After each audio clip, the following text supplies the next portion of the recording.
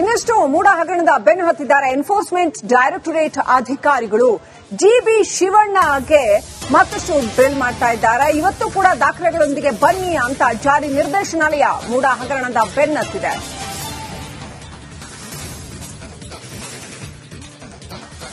ನಿನ್ನೆ ಹಲವು ಗಂಟೆಗಳ ಕಾಲ ಈ ಶಿವಣ್ಣ ವಿಚಾರಣೆಯನ್ನ ಎದುರಿಸಿದ್ರು. ಇಡಿ ಅಧಿಕಾರಿಗಳ ಮುಂದೆ ವಿಚಾರಣೆಗೆ ಹಾಜರಾಗಿದ್ರು. ಮರಿಗೌಡ ಆಪ್ತ ಈತ ಶಿವಣ್ಣ. ಇನ್ನು ಮೂಡ ಅಧ್ಯಕ್ಷರಾಗಿದ್ದಂತಹ ಮರಿಗೌಡ ಆಪ್ತ ಶಿವಣ್ಣ, ಆತನನ್ನ ವಿಚಾರಣೆಗೆ ಒಳಪಡಿಸಲಾಗ್ತಾ ಇದೆ. ಅಧಿಕಾರಿಗಳು ಮತ್ತೆ ಶಿವಣ್ಣ ಅವರನ್ನ ವಿಚಾರಣೆ ಮಾಡ್ತಾ ಇದ್ದಾರೆ ಇವತ್ತು ಕೂಡ. ಮೂಡ ಪ್ರಕರಣದಲ್ಲಿ ಎನ್ಫೋರ್ಸ್ಮೆಂಟ್ ಡೈರೆಕ್ಟರೇಟ್ ಸಾಕಷ್ಟು ಬಿಗಿಯಾದ ವಿಚಾರಣೆಯನ್ನ ನಡೆಸ್ತಾ ಇರೋದನ್ನ ಗಮನಿಸಬಹುದು. ಮೂಡ ಮಾಜಿ ಅಧ್ಯಕ್ಷ ಮರಿಗೌಡ ಆಪ್ತ ಶಿವಣ್ಣ ಅವರನ್ನ ವಿಚಾರಣೆ ಮಾಡಲಾಗ್ತಾ ಇದೆ ಎರಡನೇ ಬಾರಿಗೆ.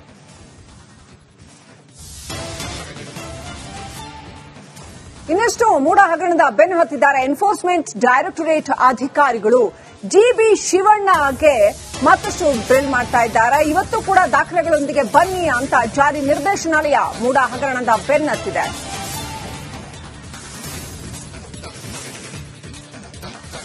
ನಿನ್ನೆ ಹಲವು ಗಂಟೆಗಳ ಕಾಲ ಈ ಶಿವಣ್ಣ ವಿಚಾರಣೆಯನ್ನ ಎದುರಿಸಿದ್ರು. ಇಡಿ ಅಧಿಕಾರಿಗಳ ಮುಂದೆ ವಿಚಾರಣೆಗೆ ಹಾಜರಾಗಿದ್ರು. ಮರಿಗೌಡ ಆಪ್ತ ಈತ ಶಿವಣ್ಣ.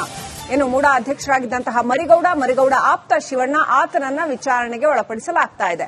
ಅಧಿಕಾರಿಗಳು ಮತ್ತೆ ಶಿವಣ್ಣ ಅವರನ್ನ ವಿಚಾರಣೆ ಮಾಡ್ತಾ ಇದ್ದಾರೆ ಇವತ್ತು ಕೂಡ. ಮೂಡ ಪ್ರಕರಣದಲ್ಲಿ ಎನ್ಫೋರ್ಸ್ಮೆಂಟ್ ಡೈರೆಕ್ಟರೇಟ್ ಸಾಕಷ್ಟು ಬಿಗಿಯಾದ ವಿಚಾರಣೆಯನ್ನ ನಡೆಸ್ತಾ ಇರೋದನ್ನ ಗಮನಿಸಬಹುದು. ಮೂಡ ಮಾಜಿ ಅಧ್ಯಕ್ಷ ಮರಿಗೌಡ ಆಪ್ತ ಶಿವಣ್ಣ ಅವರನ್ನ ವಿಚಾರಣೆ ಮಾಡಲಾಗ್ತಾ ಇದೆ ಎರಡನೇ ಬಾರಿಗೆ.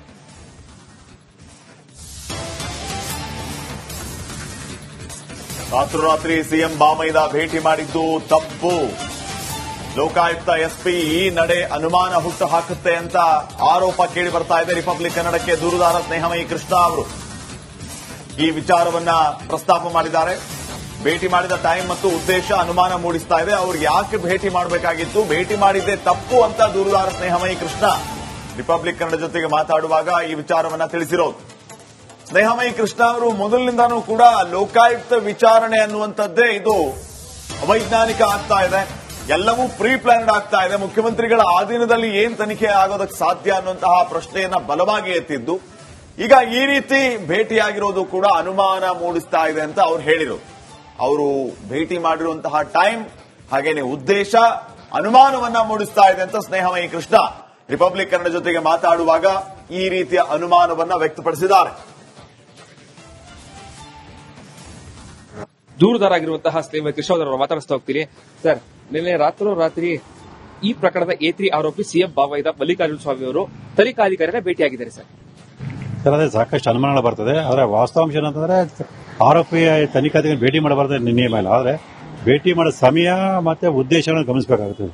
ಅವರು ಏನಾದರೂ ಅವರ ಆರೋಪಕ್ಕೆ ಪೂರಕವಾದ ಸಾಕ್ಷ್ಯಗಳನ್ನು ಕೊಡೋದಕ್ಕೆ ಏನಾದ್ರು ಹೋಗಿದ್ರಾ, ಅಥವಾ ಬೇರೆ ಏನಾದರೂ ಆ ತನಿಖಾಧಿಕಾರಿ ಮೇಲೆ ಪ್ರಭಾವ ಬೀರಿ, ಯಾಕಂದ್ರೆ ಅವರು ಸಿದ್ದರಾಮಯ್ಯ ಬಾಮೈದ ಆಗಿರೋದ್ರಿಂದ ಅವರ ಪ್ರಭಾವನ ಬೀರಿ ಸಾಕ್ಷ್ಯಗಳ ಬಗ್ಗೆ ತಿರ್ಚುವಂಥದ್ದು ಮತ್ತೊಂದು ಮಾಡೋದ್ರ ಉದ್ದೇಶಕ್ಕೆ ಹೋಗಿದ್ರ, ಅದ್ರ ಬಗ್ಗೆ ತನಿಖಾಧಿಕಾರಿ ಸ್ಪಷ್ಟೀಕರಣ ಕೊಡಬೇಕಾದ್ರೆ ಯಾವ ಉದ್ದೇಶಕ್ಕೆ ಅವರು ಭೇಟಿ ಮಾಡಿದ್ರು ಅನ್ನೋದ್ರ ಬಗ್ಗೆ.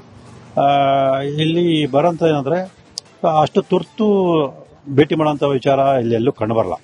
ರಾತ್ರಿ 7:30 ಸಮಯದಲ್ಲಿ ತನಿಖಾಧಿಕಾರಿ ಆರೋಪಿ ಭೇಟಿ ಮಾಡುವಂಥದ್ದು.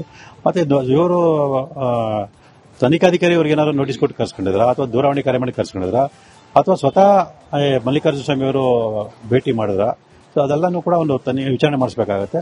ಹಾಗಾಗಿ ನನಗೆ ಮೊದಲಿನೂ ಕೂಡ ಲೋಕಾಯುಕ್ತ ಅಧಿಕಾರಿಗಳ ಒಂದಷ್ಟು ಅನುಮಾನಗಳು ಬಂದಿರೋದ್ರಿಂದ ಈಗಾಗಲೇ ಹಿರಿಯ ಅಧಿಕಾರಿಗಳಿಗೆ ದೂರನ್ನ ಕೊಟ್ಟಿದೆ. ಈಗ ಈ ವಿಚಾರದಲ್ಲಿ ಕೂಡ ದೂರನ್ನ ಕೊಟ್ಟು ವಿಚಾರಣೆ ಮಾಡಿಸೋದಕ್ಕೆ ಒಂದು ಮನವಿ ಮಾಡ್ಕೊಳ್ಬೇಕಾಗಿದೆ. ಅದೇ ಸರ್, ಪ್ರಕರಣದ ತನಿಖಾ ವರದಿ ಎಲ್ಲ ನಾಳೆನೇ ಕೊಡಬೇಕು ಅಂತಿಲ್ಲ, ಇಲ್ಲೂ ಕೂಡ ಸಾಕಷ್ಟು ಕಾಲಾವಕಾಶ ಇದೆ ಸರ್. ಆ ಟೈಪ್ ಬೋರ್ಡ್ ಎಲ್ಲ ಅವ್ರಿಗೆ ಬಿಟ್ಟಿದೆ ಸರ್. ತುರ್ತು ಪರಿಸ್ಥಿತಿ ರಾತ್ರಿ ನಟೇಶ್ ಅವರು ಅಂದ್ರೆ ಇಡೀ ದಿನ ಈ ಪ್ರಕರಣದ ಸಿಎಂ ಪತ್ನಿಗೆ ಸೈಟ್ ಎಲ್ಲ ಮಂಜೂರು ಮಾಡಿದಂತಹ ನಟೇಶ್ ಅವರು ವಿಚಾರಣೆ ಮುಗಿಸಿ ಹೋಗಿ ಅರ್ಧ ಗಂಟೆಯಲ್ಲಿ ಅವರು ಬರ್ತಾರೆ ಅಂತಂದ್ರೆ ಒಂದಷ್ಟು ಅನುಮಾನಗಳು ಮೂಡೋದಿಲ್ವಾ ಸರ್ ಅಂತ? ಸರ್, ಇಲ್ಲಿ ಒಂದು ಕಾನೂನು ಹೇಳುತ್ತೆ, ಮನುಷ್ಯನ ಸಹಜ ಮಾತು ವರ್ತನೆ ಕೂಡ ಸಾಕ್ಷಿಗೆ ಪರಿಗಣಿಸಬೇಕು ಅಂತ ಹೇಳಿ. ಸತ್ಯವನ್ನು ಹೇಳೋರು ಯಾವತ್ತು ಬೆಳಗ್ಗೆ ಕೆಲಸ ಮಾಡ್ತಾರೆ, ಸುಳ್ಳು ಹೇಳೋರು ರಾತ್ರಿ ಕೆಲಸ ಮಾಡ್ತಾರೆ. ಅಪರಾಧ ಕೃತ್ಯಗಳು ನಡೆದೇ ಹೆಚ್ಚು ರಾತ್ರಿ ಸಮಯದಲ್ಲಿ. ಮೂಡ ಕರ್ಮಕಾಂಡ ಒಂದೊಂದೇ ತಿರುವನ್ನ ಪಡೆದುಕೊಳ್ತಾ ಇದೆ. ಈಗ ಲೋಕಾಯುಕ್ತ ಕಚೇರಿಗೆ ಪಾಲಯ್ಯ ಕೂಡ ಹಾಜರಾಗಿ ವಿಚಾರಣೆಯನ್ನ ಎದುರಿಸಿದ್ದಾರೆ. ಎರಡನೇ ಬಾರಿ ಅಪರ ಜಿಲ್ಲಾಧಿಕಾರಿಯಾಗಿದ್ದಂಥವರು ಪಾಲಯ್ಯ. ಮೈಸೂರಿನಲ್ಲಿ ಇವರು ಅಪರ ಜಿಲ್ಲಾಧಿಕಾರಿಯಾಗಿದ್ರು. ಪಾಲಯ್ಯ ಅವರ ಅವಧಿಯಲ್ಲೇ ದೇವರಾಜ್ ಭೂಮಿಯನ್ನ ಮಾರಾಟ ಮಾಡಿರ್ತಾರೆ ಮುಖ್ಯಮಂತ್ರಿಗಳ ಬಾಮೈದನಿಗೆ. ಹೀಗಾಗಿ ಎರಡನೇ ಬಾರಿ ವಿಚಾರಣೆಗೆ ಬಂದಿದ್ದಾರೆ ಪಾಲಯ್ಯ. ಮೈಸೂರು ಲೋಕಾಯುಕ್ತ ಕಚೇರಿಯಲ್ಲಿ ಪಾಲಯ್ಯ ಅವರ ವಿಚಾರಣೆ ನಡೆದಿದೆ. ಇದು ಎರಡನೇ ಸಾರಿ ಪಾಲಯ್ಯ ಅವರು ವಿಚಾರಣೆಗೆ ಹಾಜರಾಗ್ತಾ ಇರೋದು. ಅಪರ ಜಿಲ್ಲಾಧಿಕಾರಿಯಾಗಿದ್ದ ಸಂದರ್ಭದಲ್ಲಿ ಇವರ ಅವಧಿಯಲ್ಲೇ ಈ ಭೂಮಿ ಮಾರಾಟ ಆಗಿತ್ತು. ದೇವರಾಜ್ ಮುಖ್ಯಮಂತ್ರಿಗಳ ಬಾಮೈದನ್ಗೆ ಆ ಭೂಮಿಯನ್ನ ಕೊಟ್ಟಿದ್ರು. ಸೊ ಇವರನ್ನ ಎರಡೆರಡು ಸಾರಿ ವಿಚಾರಣೆಗೆ ಕರೆದಿದ್ದಾರೆ. ಸೊ ಈಗ ಇವತ್ತು ಮತ್ತೊಮ್ಮೆ ಪಾಲಯ್ಯ ಮೈಸೂರು ಲೋಕಾಯುಕ್ತ ಕಚೇರಿಗೆ ಆಗಮಿಸಿ ವಿಚಾರಣೆಗೆ ಹಾಜರಾಗಿದ್ದಾರೆ. ಆಯ್ತು, ಬನ್ನಿ ದಯವಿಟ್ಟು SP ಸಾಹೇಬ್ ಬಂದು ನಮಗೂ ಇದು ಮಾಡ್ತಾರೆ. ಸರಿ, ಥ್ಯಾಂಕ್ ಯು. ಓಕೆ, ಆಯ್ತು, ದಯಮಾಡಿ ಬನ್ನಿ ಪ್ಲೀಸ್.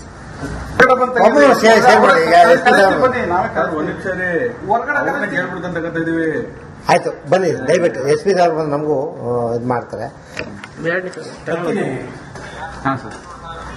ಸರಿ, ಥ್ಯಾಂಕ್ ಯು.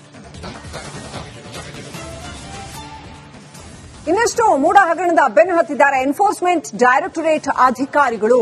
GB ಶಿವಣ್ಣಗೆ ಮತ್ತಷ್ಟು ಡ್ರಿಲ್ ಮಾಡ್ತಾ ಇದ್ದಾರೆ. ಇವತ್ತು ಕೂಡ ದಾಖಲೆಗಳೊಂದಿಗೆ ಬನ್ನಿ ಅಂತ ಜಾರಿ ನಿರ್ದೇಶನಾಲಯ ಮೂಡ ಹಗರಣದ ಬೆನ್ನತ್ತಿದೆ.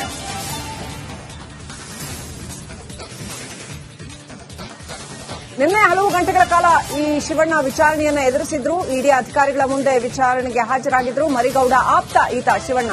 ಇನ್ನು ಮೂಡ ಅಧ್ಯಕ್ಷರಾಗಿದ್ದಂತಹ ಮರಿಗೌಡ ಆಪ್ತ ಶಿವಣ್ಣ, ಆತನನ್ನ ವಿಚಾರಣೆಗೆ ಒಳಪಡಿಸಲಾಗ್ತಾ ಇದೆ. ಅಧಿಕಾರಿಗಳು ಮತ್ತೆ ಶಿವಣ್ಣ ಅವರನ್ನ ವಿಚಾರಣೆ ಮಾಡ್ತಾ ಇದ್ದಾರೆ ಇವತ್ತು ಕೂಡ.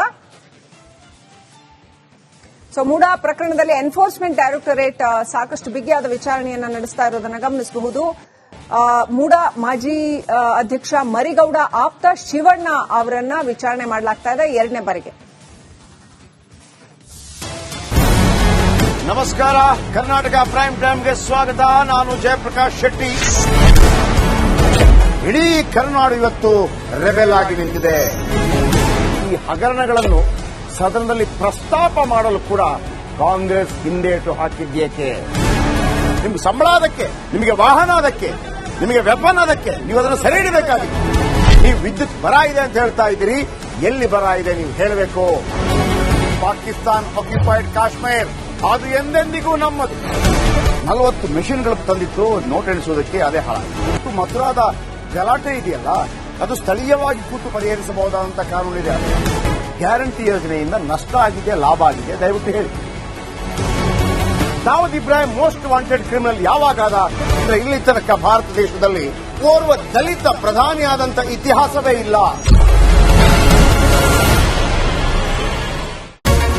ರಿಪಬ್ಲಿಕ್ ವರ್ಲ್ಡ್ ಆಪ್ ಇದು ಕೇವಲ ಅಪ್ಲಿಕೇಶನ್ ಅಲ್ಲ, ಸಮಗ್ರ ಸುದ್ದಿಗಳ ಸಂಪರ್ಕ ಮಾರ್ಗಕ್ಕೆ ಕ್ರಾಂತಿಕಾರಿ ಬದಲಾವಣೆ. ರಿಪಬ್ಲಿಕ್ ವರ್ಲ್ಡ್ ಆಪ್ ಕೇವಲ ಸುದ್ದಿ ಅಪ್ಲಿಕೇಶನ್ ಅನ್ನ ಪರಿಚಯ ಮಾಡ್ತಾ ಇದೆ, ಬದಲಾಗಿ ಡಿಜಿಟಲ್ ಸುದ್ದಿ ಬಳಕೆಯ ಹೊಸ ಯುಗಕ್ಕೆ ನಾಂದಿ ಹಾಡ್ತಾ ಇದೆ. ಇದೊಂದು ಬ್ರೇಕಿಂಗ್ ನ್ಯೂಸ್, ಪ್ರಭಾವಶಾಲಿ ಕಾರ್ಯಕ್ರಮಗಳಿಗೆ ಗಟ್ಟಿಯಾದ ವೇದಿಕೆ. ರಿಪಬ್ಲಿಕ್ ವರ್ಲ್ಡ್ ಅಪ್ಲಿಕೇಶನ್ ಈಗ ಲೈವ್ ಆಗಿದೆ. ಗೂಗಲ್ ಪ್ಲೇ ಸ್ಟೋರ್ ಮತ್ತು ಆಪಲ್ ಆಪ್ ಸ್ಟೋರ್ ಎರಡರಲ್ಲೂ ಲಭ್ಯವಿದೆ. ಈಗಲೇ ಡೌನ್ಲೋಡ್ ಮಾಡಿ.